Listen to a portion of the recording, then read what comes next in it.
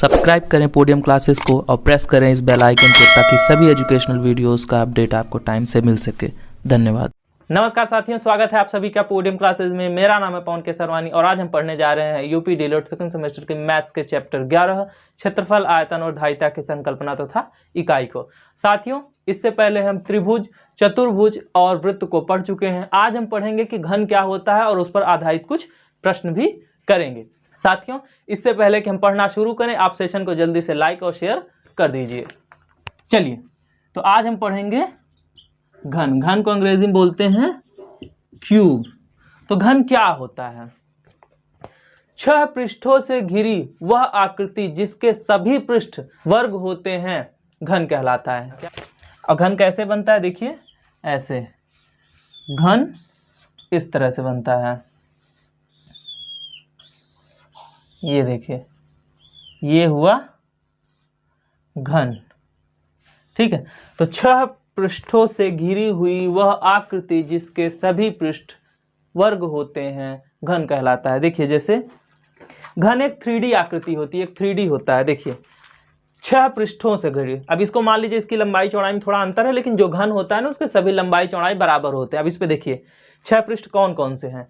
एक ये हुआ सामने का पृष्ठ, एक ये पीछे वाला, 2 हुए, एक नीचे का, एक ऊपर का, 4 हो गए, एक मेरे साइड का इधर का और एक उस साइड का, 4 2 6 हो गए। तो टोटल कितने पृष्ठ हो गए? घन में 6 हो गए पृष्ठ। पृष्ठ कितने हुए? पृष्ठ बराबर 6। ठीक है, अब घन में कोर जान लेते हैं। कोर क्या होते हैं? कोर, ये जो लाइंस है ना, यही होती है कोर। टोटल कोर 12 होते हैं। कितने होते हैं? कोर कितने होते हैं? 12। जैसे वर्ग होता है तो जो वर्ग की भुजा होती है वही घन में क्या कहलाती है? कोर कहलाती है। ठीक है, देखिए कोर क्या होते हैं। ये जो किनारे हैं 1 2 3 और 4 कोर ये हो गए। अब 4 कोर पीछे भी हो गए, 4 इधर थे तो 4 इधर हो गए, 4 4 8। अब उसके बाद 4 4 8 हो गए, उसके बाद बचा 1 2 3 और 4। तो टोटल 8 और 4 कितने हो गए? 12। तो टोटल कितने कोर होते हैं घन में? 12 कोर होते हैं। अगर आपको चित्र में देखना तो आप यहीं से देख सकते हैं कि जितनी लाइंस हैं वही उतने ही कोर हैं। जैसे देखिए 1 2 3 4 5 6 7 8 और उसके बाद ये 9 10 11 और 12। चित्र में अगर आपको इसमें देखना है तो देखिए 1 2 3 4 कोर ये हो गए सामने और 4 कोर पीछे हो गए। 4 4 8 हो गए और 4 कोर बगल में है, 8 9 10 11 और 12। तो टोटल कितने कोर हो गए? 12 कोर हो गए। तो किसी घन में 6 पृष्ठ और 12 कोर होते हैं। अब शीर्ष देख लीजिए, शीर्ष कितने होते हैं? 8 होते हैं। शीर्ष इनको बोलते हैं, जो कोने होते हैं। देखिए इसमें ये जो कोने हैं उसी को शीर्ष बोलते हैं।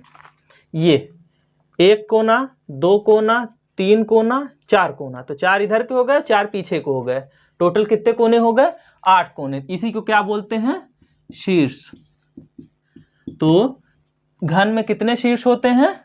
8 शीर्ष होते हैं।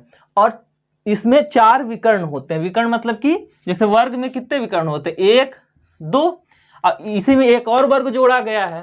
तो इसमें इसी तरह घन में कितने विकर्ण होते हैं? टोटल 4 विकर्ण होते हैं। कितने विकर्ण होते हैं? 4 विकर्ण होते हैं। आप इसको 3D में है नहीं बता सकते, मतलब आप इसी में देखेंगे तो 4 विकर्ण होते हैं। आप इसको समझ लीजिएगा। ठीक है, तो आप घन को क्या कह सकते हैं कि 6 पृष्ठों से घिरी वह आकृति जिसमें सभी पृष्ठ वर्ग होते हैं घन कहलाता है। 6 पृष्ठों से घिरी वह आकृति जिसमें सभी पृष्ठ वर्ग होते हैं घन कहलाता है। जैसे आप इसमें देखिए ना, ये भी एक वर्ग है और ये भी थोड़ा सा साइज में अंतर है, मतलब सेम साइज का होना चाहिए। थोड़ा सा अंतर मैं आपको समझाने के लिए लाया हूँ। ये भी एक वर्ग है, ये भी एक वर्ग है, ये भी वर्ग है। तो सारे क्या है? वर्ग है। तो टोटल कितने इसमें पृष्ठ है? 6 पृष्ठ। मैंने बताया ना कि 6 तरफ है, 1 2 3 4 और एक इधर एक इधर, 4 2 6। तो टोटल 6 पृष्ठ हो गए। यानी कि कितने ये वर्गों से मिलकर बना है? 6 वर्गों से मिलकर बना है। इसमें 12 कोर होते हैं। कोर बताया ना कि ये लाइन, एक देखिए 1 2 3 4 आगे हैं, 4 पीछे हैं और 4 अगल बगल हैं। तो टोटल 12 इसमें कोर हो गए। 12 कोर यानी कि ये 12 भुजाएं हो गई हैं। शीर्ष, शीर्ष 8 होते हैं, ये जो निकीला भाग है यही होता है शीर्ष। तो 1 2 3 4 आगे हो गए, 4 पीछे हो गए, तो 4 4 8 टोटल शीर्ष हो गए। अब विकर्ण अंदर की तरफ से जाता है और रेखाओं के माध्यम से रहता है, तो विकर्ण कितने होते हैं? 4 होते हैं। तो 6 पृष्ठों से घिरी वह आकृति जिसमें सभी पृष्ठ वर्ग होते हैं क्या कहलाता है? घन कहलाता है। घन में 6 पृष्ठ, 12 कोर, 8 शीर्ष और 4 विकर्ण होते हैं। अब इसमें कुछ सूत्र जान लेते हैं, क्योंकि हमको आगे आने वाले क्वेश्चंस को करना है, तो इन्हीं सूत्रों के आधार पर हमें करना पड़ेगा। सूत्र क्या होता है? घन का आयतन, घन का आयतन। तो घन का आयतन का सूत्र क्या होता है? ए क्यूब, ए क्यूब। क्योंकि घन है तो घन, जैसे देखिए वर्ग होता है तो वर्ग में क्या होता है? ए का स्क्वायर होता है। उसी तरह घन है तो घन में क्या होगा? ए का क्यूब। क्यूब का मतलब ही होता है घन, ठीक है। तो घन का आयतन क्या होता है? ए क्यूब। ये सूत्र होता है, आप इसे याद कर लीजिए। जिसमें ए क्या है? जिसमें ए क्या होता है जानते हैं? कोर होता है। क्या होता है? कोर। कोर को क्या किससे दर्शाते हैं? ए से, ठीक है। ये जो भुजा है, यही जो ये लाइंस की लंबाई है, वही क्या है? कोर है। इसे हम दर्शाते हैं ए से। यानी कि घन का आयतन बराबर कोर का घात 3 या फिर ए की घात 3, जहां पर ए क्या है? ए बराबर क्या है? हम क्या बताएं आपको? कोर, ठीक है। ये याद रखिएगा। आगे आता है घन का विकर्ण। घन के विकर्ण की लंबाई बराबर a√3, ठीक है। घन के विकर्ण की लंबाई बराबर a√3, ये सूत्र होता है, आप सूत्र लिख लीजिए। अगला सूत्र है घन का संपूर्ण पृष्ठ। घन का संपूर्ण पृष्ठ, ठीक है। घन का संपूर्ण पृष्ठ होता है 6a²। अब इसमें 6 स्क्वायर कैसे आया? मैंने बताया है कि घन जो होता है वो 6 वर्गों से मिलकर बना होता है। और घन की परिभाषा क्या होती है? कि 6 पृष्ठों से बना हुआ वह आकृति जिसमें सभी पृष्ठ वर्ग होते हैं घन कहलाता है। तो घन में कितने पृष्ठ हैं? टोटल 6 पृष्ठ हैं, और सभी पृष्ठ क्या हैं? वर्ग हैं। यानी कि जब घन का हम संपूर्ण पृष्ठ निकालेंगे तो 6 और गुणे ए का स्क्वायर। ए का स्क्वायर क्या होता है? वर्ग। तो ये होता है सूत्र, आप सीधे रख लीजिए, कोई दिक्कत नहीं है, ये तो समझाने के लिए आपको बता दिए, ठीक है। तो ये चीजें हो गई कि घन क्या होता है? 6 पृष्ठों से घिरी वह आकृति जिसके सभी पृष्ठ वर्ग होते हैं घन कहलाता है। और घन ये होता है 3D आकृति होती है, यानी कि जैसे देखिए वर्ग जो होता था उसमें 4 लाइन ऐसे खींच के हम बता देते थे ये वर्ग है, लेकिन जो घन होता है ना वो 3D आकृति होती है, उसकी ऊंचाई भी होती है। तो इसमें मैंने इसके माध्यम से बताया ये क्या है? एक घन है। थोड़ा सा परफेक्ट नहीं है इसका, ये लंबाई चौड़ाई इधर ज़्यादा इधर कम है, लेकिन जो घन होता है वो परफेक्ट होता है। आप अज्यूम कर लीजिए कि यही चीज़ होगा, ठीक है। तो घन में 6 पृष्ठ, 12 कोर, 8 शीर्ष, 4 विकर्ण होते हैं। और घन का आयतन क्या होता है? a cube.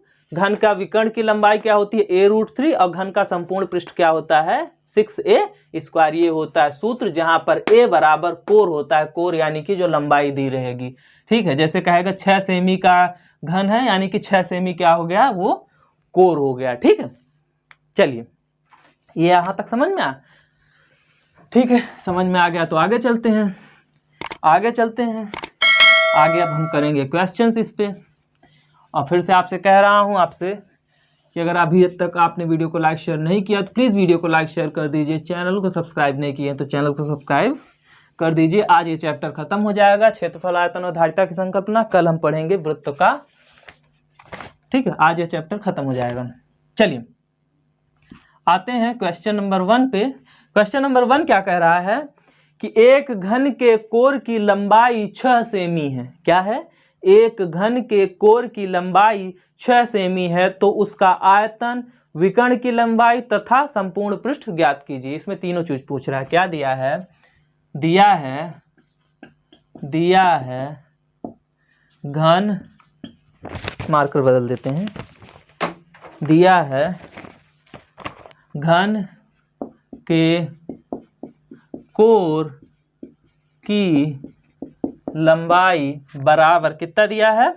6 सेमी, ठीक है।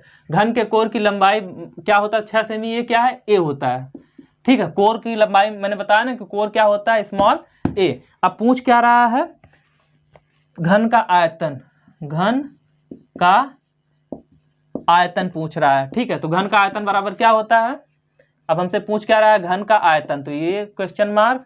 दूसरा दिया है, क्या पूछ रहा है, विकर्ण की लंबाई, विकर्ण की लंबाई, ये भी नहीं पता है। और तीसरा क्या पूछ रहा है, घन का संपूर्ण पृष्ठ, घन का संपूर्ण पृष्ठ, ये भी हमसे पूछ रहा है। चलिए, तो हमको कुछ नहीं मालूम है, तो घन का आयतन क्या होता है, घन का आयतन बराबर होता है a का क्यूब। ठीक है, क्या होता है, घन का आयतन क्या होता है, a का क्यूब। a क्या दिया है, 6 दिया है, तो 6 का क्यूब यानी कि 6 की घात 3। 6 की घात 3 क्या होती है, 6 की घात 3 का मतलब है 6 गुणे 6 गुणे 6, तो 6 छंग 36 छक्का 216, तो क्या आया 216 घन सेमी। ठीक है, जब घन का आयतन निकालते हैं तो वो किस में रहता है, घन सेंटीमीटर में रहता है, घन में रहता है। अगर सेंटीमीटर में है तो सेंटीमीटर लिख दीजिए, मीटर दिया है यहाँ पे तो मीटर लिख दीजिए, तो ये 216 घन सेंटीमीटर। तो घन का आयतन कितना आ गया, a क्यूब रहता है, तो a की जगह पे हमें दिया है 6, यानी कि देखिए कोर दिया है हमें 6, तो हमने लिख दिया a की जगह पे 6, तो 6 क्यूब हो गया, 6 क्यूब आया 216 घन सेंटीमीटर। अगला है विकर्ण की लंबाई, क्या दिया है, विकर्ण की लंबाई, विकर्ण की लंबाई, विकर्ण की लंबाई का सूत्र क्या होता है, a√3। हमने सूत्र बताया ना, अभी आपको तीनों सूत्र हम यहां लिख देते हैं, रुक जाइए, ऐसा करते हैं, लिख देते हैं, घन का आयतन बराबर a का क्यूब, और दूसरा है घन के विकर्ण की लंबाई बराबर a√3। तीसरा होता है घन का संपूर्ण पृष्ठ, घन का संपूर्ण पृष्ठ क्या होता है, 6a का स्क्वायर। ये 3 फॉर्मूले होते हैं, आप इसे लिख लीजिए। ठीक है, इसी पे सारे क्वेश्चंस हल होंगे। तो हमसे पहला क्या पूछ रहा था, घन का आयतन, तो हमने लिखा घन का आयतन का सूत्र क्या है, a क्यूब, तो हमने लिखा a क्यूब। चूंकि a दिया था 6, तो हमने a की जगह पर 6 रखा, 6 का क्यूब, और 6 का क्यूब होता है 216, 6 छंग 36 छक्का 216 घन सेंटीमीटर, ये हुआ घन का आयतन। दूसरा पूछ रहा था विकर्ण की लंबाई, तो विकर्ण की लंबाई का सूत्र होता है a√3 बराबर, अब जगह नहीं वरना नीचे लिख देते हैं, हम किनारे लिख रहे हैं, आप नीचे लिख लीजिएगा। ठीक है, तो a कितना दिया, 6, तो आया क्या 6√3, यही हुआ हमारा आंसर नंबर 2। तीसरा क्या पूछ रहा है, घन का संपूर्ण पृष्ठ, घन का दिख रहा है यहाँ पे, चलिए यहाँ पे लिख देते हैं। ठीक है, अब इसके बाद हमसे तीसरा क्या पूछ रहा है, नीचे लिखने के बजाय हम यहाँ पे लिख रहे हैं घन का संपूर्ण पृष्ठ। घन का संपूर्ण पृष्ठ क्या होता है, 6a का स्क्वायर, तो 6 गुणे a की जगह पर क्या दिया है, 6 दिया है ना, तो 6 का स्क्वायर, तो 6 गुणे 6 का स्क्वायर को क्या लिखेंगे, 6 गुणे 6, अरे 6 का स्क्वायर क्या लिख सकते हैं, 6 गुणे 6 ही होता है ना, तो 6 गुणे 6 गुणे 6 यानी 6 छंग 36 छक्का 216, इसमें वर्ग सेमी। ठीक है, 216 वर्ग सेमी, क्योंकि अब देखिए इसमें तो हमने घन सेमी लिखा, इसमें वर्ग सेमी क्यों लिख रहे हैं, क्योंकि देखिए इसमें क्या हो रहा है, इस वाले सूत्र में देखिए 6a का स्क्वायर, जब स्क्वायर वाला है, स्क्वायर क्या होता है, इसे क्या बोलते हैं, वर्ग बोलते हैं ना, a का वर्ग कहिए या फिर a का स्क्वायर, तो जब वर्ग दिया है तो यहाँ पे वर्ग सेमी होगा। यहाँ पे घन दिया था a का क्यूब यानी कि a की घात 3, तो a का घन जब दिया था तो हमने घन सेमी लिखा, यहाँ पे वर्ग दिया है तो वर्ग सेमी लिखेंगे, तो ये आ गया हमारा आंसर। फिर से एक बार रिपीट कर देते हैं कि क्वेश्चन दिया था कि एक घन के कोर की लंबाई 6 सेंटीमीटर है, तो हमने लिखा घन के कोर की लंबाई a जो है इधर लिख लीजिएगा, तो घन के कोर की लंबाई a बराबर क्या है, 6 सेंटीमीटर। तो उसका आयतन, विकर्ण की लंबाई तथा संपूर्ण पृष्ठ ज्ञात करिए। तो हमने लिख लिया कि घन का आयतन बराबर क्वेश्चन मार्क, विकर्ण की लंबाई बराबर क्वेश्चन मार्क, और घन का संपूर्ण पृष्ठ बराबर क्वेश्चन मार्क। फिर हल करना शुरू किए, तो घन का आयतन क्या होता है, a का क्यूब, सूत्र हमने लिखाया कि घन का आयतन बराबर a का क्यूब, तो a का क्यूब बराबर a दिया था हमें 6, देखिए ना कोर जो होता है वही होता है, कोर की लंबाई जो होती है वही होती है a, तो a दिया था हमें 6, तो a की जगह पर हमने 6 रख दिया, तो 6 का क्यूब आता है 2 6 36 छक्का 216, तो 216 घन सेंटीमीटर। अगला पूछ रहा था विकर्ण की लंबाई, तो विकर्ण की लंबाई का सूत्र होता है a √3, तो हमने लिखा a की जगह पर 6 और √3 जैसे था वैसे लिख दिया, ये हो गया सीधे सीधे आंसर। फिर तीसरा हमसे पूछ रहा था घन का संपूर्ण पृष्ठ बताइए, तो घन के संपूर्ण पृष्ठ का सूत्र होता है 6a का स्क्वायर या फिर 6a की घात 2, तो 6 गुणे a की घात 2 यानी कि a की जगह पर हमें क्या है 6, तो 6 गुणे 6 की घात 2, तो 6 गुणे 6 गुणे 6 हो गया। और फिर तीनों का गुणा करते हैं तो 6 छंग 36 छक्का 216 वर्ग सेंटीमीटर। तो ये हुआ हमारा क्वेश्चन नंबर हल सॉल्व। ठीक है, अब आते हैं नेक्स्ट क्वेश्चन पे।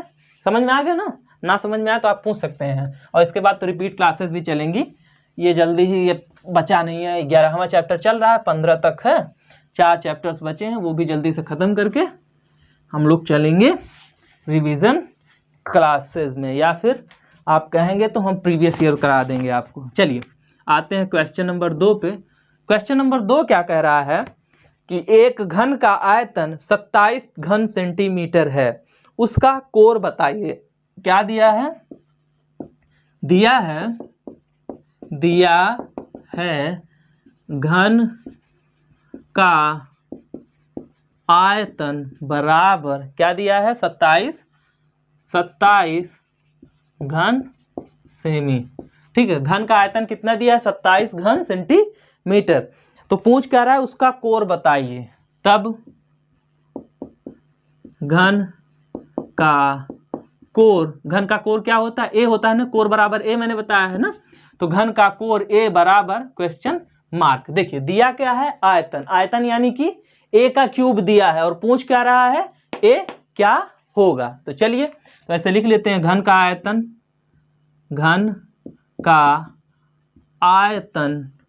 बराबर ए का क्यूब। यही सूत्र होता है ना, घन का आयतन बराबर ए का क्यूब होता है ना सूत्र। देखिए घन का आयतन बराबर ए का क्यूब। अब आप कहेंगे कि घन का आयतन वाला सूत्र ही क्यों लगाया सर, ए इसमें भी है, इसमें भी है, इसमें भी है, आपको ए ज्ञात करना है तो आप कोई भी सूत्र लगा दीजिए। मैंने कहा ऐसा नहीं होता, हमको चूंकि घन का आयतन दिया था इसलिए हम घन के आयतन वाला सूत्र ही लगाएंगे। आप ये ध्यान रखिए, जो चीज दी हुई है वही वाला सूत्र लगाएंगे। आप ये बताइए घन की विकर्ण की लंबाई का सूत्र लगा देंगे तो कहाँ से मिलेगा, नहीं मिलेगा ना।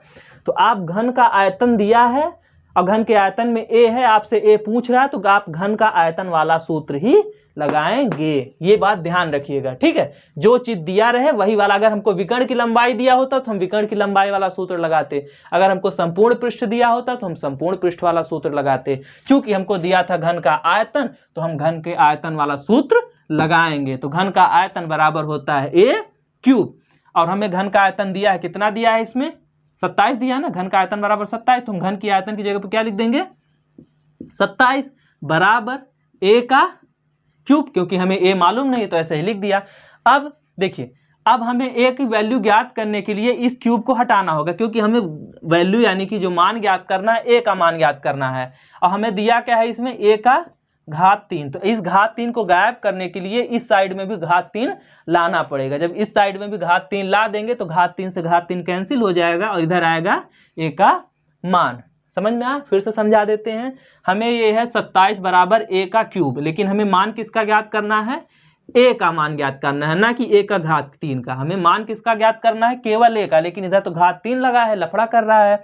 अब इसको हटाएंगे, चूंकि हमको घात 3 को हटा देंगे तो हमें मान ज्ञात हो जाएगा। ऐसे तो हटा नहीं सकते, हटाने के लिए क्या करेंगे, इधर घात 3 है तो इधर घात 3 ला देंगे। मतलब इस साइड में जब घात 3 है तो इस साइड में भी हम घात 3 ला देंगे। जब इस साइड में भी हम घात 3 ला देंगे तो घात 3 से घात 3 कैंसिल हो जाएगा, और जो भी आएगा ए का मान हमारा निकल आएगा। तो अब 27 को घात 3 वाले में बदलिए। तो कैसे बदलेंगे, आता है 3 त्रिका 9 त्रिक 27। हमको तो याद था, अब आप कहेंगे गुरुजी आपको तो याद है, आप कर लिए, हम कैसे करें। तो चलिए, किसी भी चीज का जब आपको वर्ग या फिर घन ना याद रहे तो आप सीधे सीधे उसका गुणनखंड कर लिया करिए। गुणनखंड करने के लिए मैंने बताया है, लैसा वाला जो है से होता नहीं, इसी डिजाइन में कर लीजिए। तो चलिए इसको कोई छोटी छोटी संख्या ढूंढिए जिससे कट जाए। तो 2 से कटेगा नहीं, 3 से कटेगा, 3 9 27, 3 त्रिका 9, 3 1 3। तो गुणनखंड क्या आया, 3 गुणे 3 गुणे 3। और घन में क्या होता है, 3 का ग्रुप बनता है। ठीक है, तो इसको 3 गुणे 3 गुणे 3 को क्या लिख सकते हैं, 3 की घात 3 लिख सकते हैं ना। हमारा 27 का गुणनखंड आया 3 गुणे 3 गुणे 3। तो इस 3 गुणे 3 गुणे 3 को क्या लिख सकते हैं, 3 की घात 3। तो हमने यहाँ पे क्या लिख दिया, 3 की घात 3 बराबर ए की घात 3। अब देखिए इधर भी घात 3 है, इधर भी घात 3 है, तो ऐसे ऐसे ये कट जाएगा। जब ये कट जाएगा तो क्या आ गया, 3 बराबर a या फिर a बराबर 3। अरे 3 बराबर a या a बराबर 3 बात एक ही है ना। तो हमारा क्या आ गया, घन का कोर कितना आ गया, 3 आ गया। या फिर ऐसे लिख दीजिए आप लैंग्वेज में, अतः घन का कोर बराबर 3 सेमी, और यही हो गया हमारा आंसर। ठीक है, समझ में आया। तो दिया है घन का आयतन बराबर 27 घन सेंटीमीटर, तो हमने उसको लिख लिया। उसके बाद घन का कोर पूछ रहा था तो हमने लिखा कि तब घन का कोर a बराबर क्वेश्चन मार्क हमसे पूछ रहा है। अब हम जानते हैं कि आयतन दिया है और ये पूछ रहा है, तो ऐसा सूत्र बताइए जिसमें आयतन हो और a हो। तो ये पहले वाला सूत्र में है, देखिए इसमें आयतन भी है और a भी है, क्योंकि हमको a ज्ञात करना है और आयतन के साथ ज्ञात करना है। चूंकि आयतन दिया था इसलिए हम आयतन वाला सूत्र लगाएंगे। तो हमने लिखा कि घन का आयतन बराबर a की घात 3। आयतन दिया है 27, तो हमने आयतन की जगह पर 27 लिखा, बराबर का चिन्ह था तो बराबर लगाया, फिर a की घात 3 लिखा। 27 को अब इधर चूंकि a की घात 3 है, लेकिन हमको मान तो a का ज्ञात करना है, और इधर घात 3 लगा है तो ऐसे तो मान आएगा नहीं। तो इस घात 3 को हटाने के लिए इस साइड में भी घात 3 लाना पड़ेगा। तो 27 को ऐसा तोड़िए कि घात 3 आ जाए। तो घात 3 लाने के लिए हमने क्या किया, इसका गुणनखंड कर लिया, तो आया 3 गुणे 3 गुणे 3। तो 3 गुणे 3 गुणे 3 को क्या लिख सकते हैं, 3 की घात 3 लिख सकते हैं ना। 3 गुणे 3 गुणे 3 यानी 3 त्रिक 9 त्रिक 27 ही तो है ना, इसी को तोड़ लिया। 3 त्रिक 9 त्रिक 27, इसको हमने क्या लिख दिया, 3 की घात 3। तो हमने लिखा 3 की घात 3 बराबर a की घात 3। तो घात 3 से घात 3 कट गया, उसके बाद आ गया 3 बराबर a या फिर a बराबर 3। अतः घन का कोर बराबर 3 सेंटीमीटर। a यही तो पूछ रहा था ना, तो हमारा आंसर 3 आ गया। अब चलते हैं नेक्स्ट क्वेश्चन पे, अगले क्वेश्चन पे। और फिर से आपसे गुजारिश करता हूं कि अगर अभी तक आपने वीडियो को लाइक शेयर नहीं किया तो प्लीज़ वीडियो को लाइक शेयर करिए।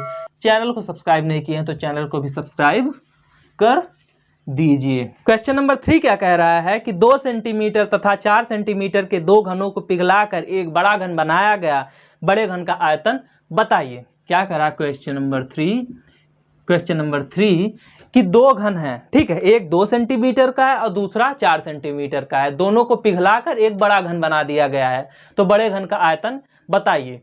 तो अगर आप इससे पहले आप ये बताइए कि अगर कोई दिया रहे कि एक जग में 3 लीटर पानी है और दूसरे जग में 2 लीटर पानी है, उन दोनों जग के पानियों को एक जग में, बड़े जग में डाल दिया गया है। एक ये छोटा जग है और एक ये 2 छोटे जग हैं, ठीक है।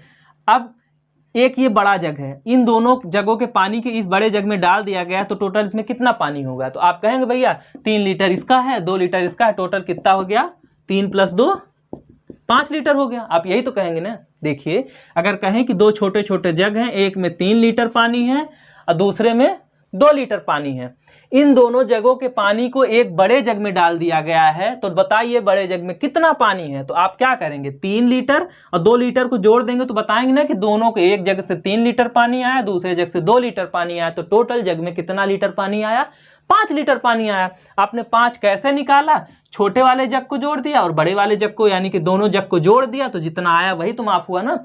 तो उसी तरह इस प्रश्न में क्या है कि 2 सेंटीमीटर का एक घन है और दूसरा 4 सेंटीमीटर का घन है, ठीक है। और पूछ रहा है कि इन दोनों को मिलाकर एक बड़ा घन बनाया गया है, पिघलाकर मिलाकर चाहे जो कहिए, तो इन दोनों को मिलाकर एक बड़ा सा घन बनाया गया है, तो बड़े घन का आयतन बताइए। तो जो बड़े घन का आयतन होगा, इन छोटे वाले घनों के आयतन को जोड़ को ही तो बनाएंगे ना। जब छोटे वाले घन यानी कि पहले 2 सेंटीमीटर वाले का घन का आयतन निकाल लेंगे और फिर उसमें 4 सेंटीमीटर वाले का आयतन निकाल लेंगे, दोनों को जोड़ देंगे तो वही तो बड़े वाले का आयतन आएगा।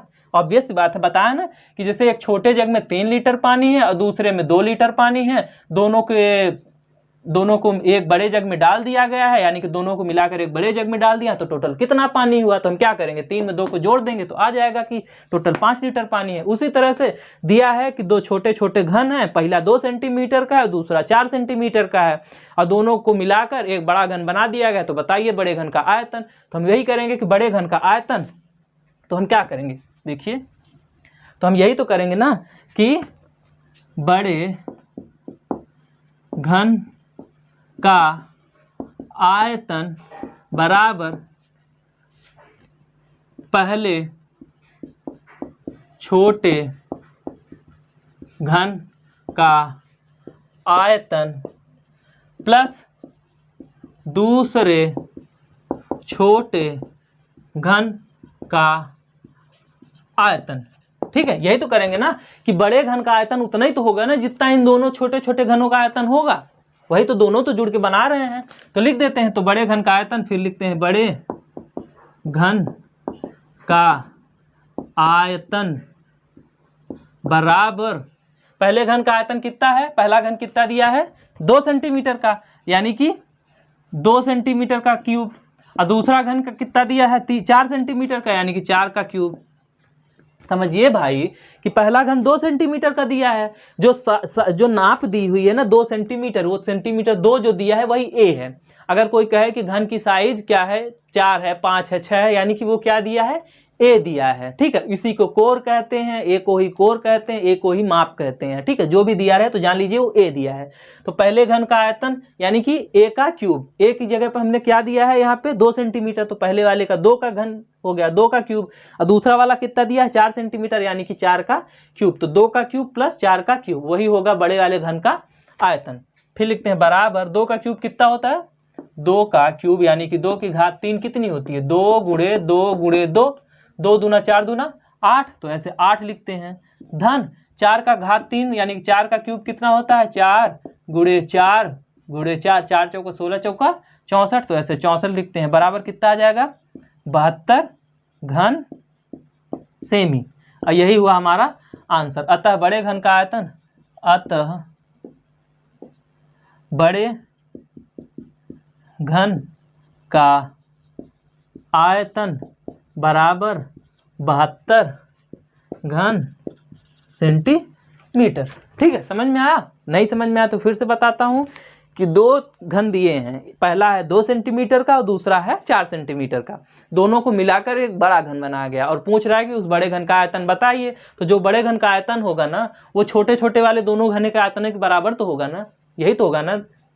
समझ में आया कि एक जग में 3 लीटर पानी है, दूसरे में 2 लीटर पानी है, दोनों को एक बड़े जग में डाल दिया गया तो टोटल कितना पानी हुआ, तो 3 और 2 को जोड़ देंगे टोटल 5 लीटर तो पानी हुआ। वैसे कह रहा है कि 2 छोटे छोटे घन थे, उनको मिलाकर एक बड़ा घन बनाया गया, तो बड़े घन का आयतन बताइए। तो जो छोटकायों का आयतन होगा उन्हीं दोनों को जोड़ देंगे, उन दोनों को आयतनों को, तो वही आ जाएगा बड़े वाले का आयतन। तो हमने किया कि बड़े घन का आयतन बराबर पहले छोटे घन का आयतन, तो पहला छोटा का नाप दिया था 2 सेंटीमीटर, तो हमने आयतन की जगह पर क्या होता है देखिए ए का क्यूब, यानी कि 2 दिया था, ए की जगह पर 2 दिया था तो हमने लिखा 2 की घात 3, तो 2 की घात 3 प्लस दूसरा दिया था 4 सेंटीमीटर, तो हमने लिखा ए की जगह पर 4 दिया था दूसरे में, तो हमने लिखा 4 की घात 3, तो दोनों को जोड़ दिया तो 2 की घात 3 आया 8 और 4 की घात 3 आया 64, तो 8 और 64 को जोड़ दिया तो आया 72 घन सेंटीमीटर। अतः बड़े घन का आयतन बराबर 72 घन सेंटीमीटर होता है। अब देखिए ये क्वेश्चन जो है ना इस टाइप के कि छोटे छोटे घनों को मिलाकर बड़ा घन बनाया गया, तो आयतन बताइए, ये बताइए, संपूर्ण पृष्ठ बताइए, ये सभी में पूछता है, ये लगभग हर पेपर में ऐसा क्वेश्चन आता है, तो इसको आप ध्यान से समझ लीजिएगा। ठीक है, चलते हैं नेक्स्ट क्वेश्चन पे। नेक्स्ट क्वेश्चन पे चलते हैं, क्वेश्चन नंबर 4। क्वेश्चन नंबर 4 क्या कह रहा है कि उस घन का संपूर्ण पृष्ठ ज्ञात कीजिए जिसका कोर 3 सेंटीमीटर है। क्या दिया है, सॉल्यूशन देखिए, लिखिए यहाँ पे लिखिए, दिया है घन का कोर कितना दिया है, घन का कोर किसे को कहते हैं, ए को कहते हैं, तो लिख दीजिए घन का कोर ए बराबर कितना दिया है 3 सेंटीमीटर।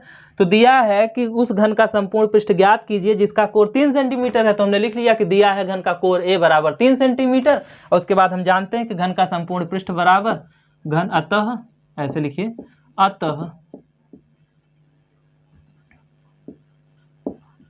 घन का संपूर्ण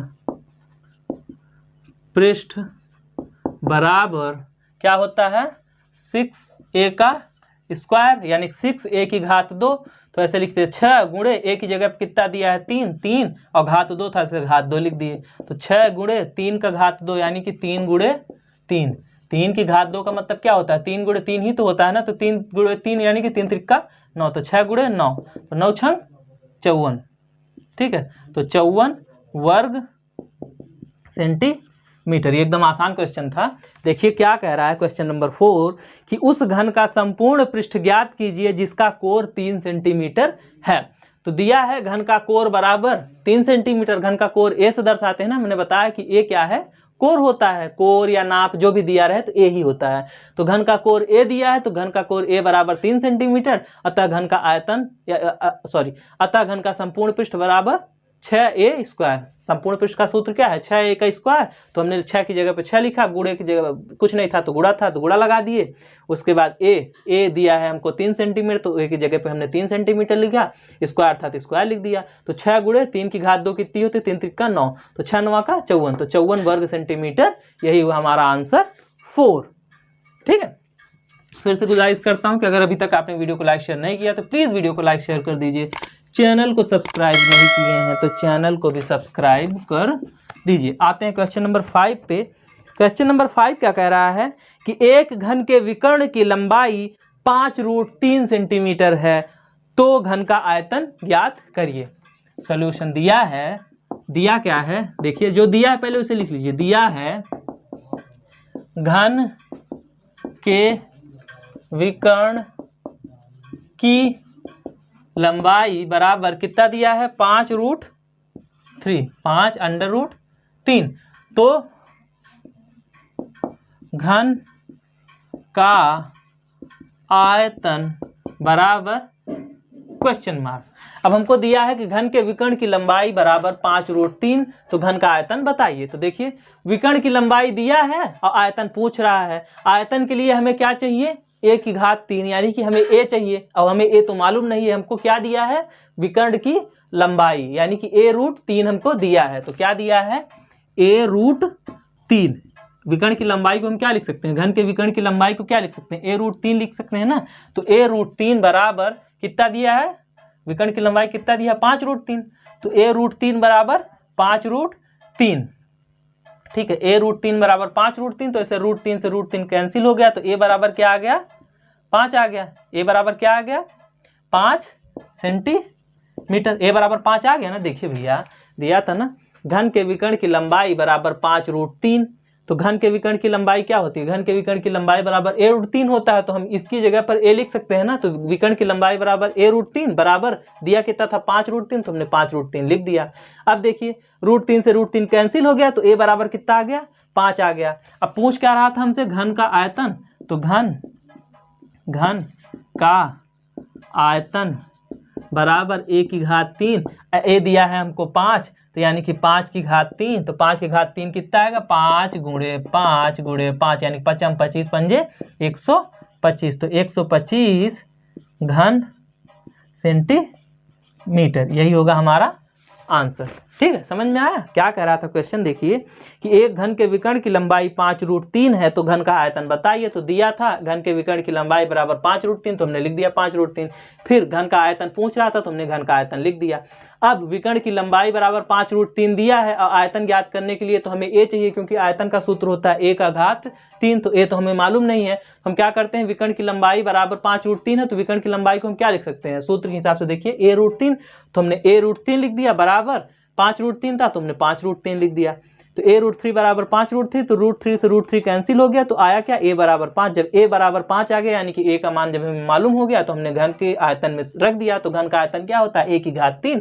तो हमने लिखा a की जगह पे 5 प्राप्त हुआ, तो a की जगह पे हमने 5 लिख दिया। तो 5 की घात 3, तो 5 की घात 3 कितनी होती है, 125।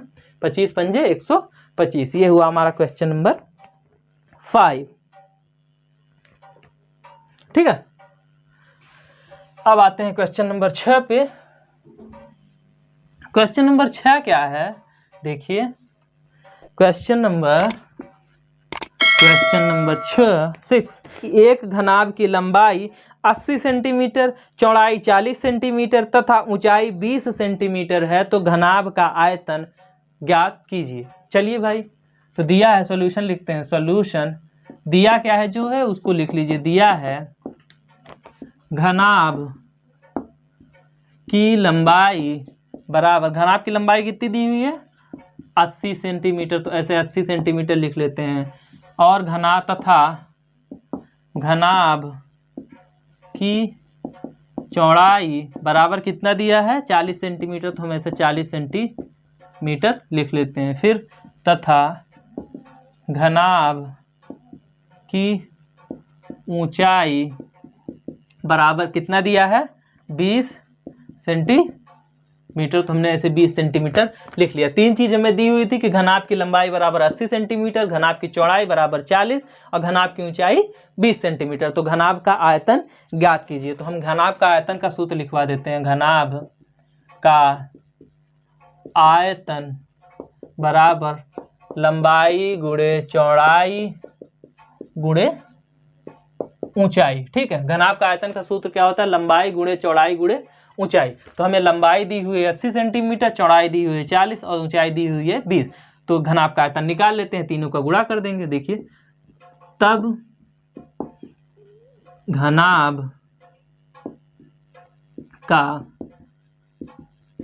आयतन बराबर लंबाई गुणे चौड़ाई गुणे ऊंचाई।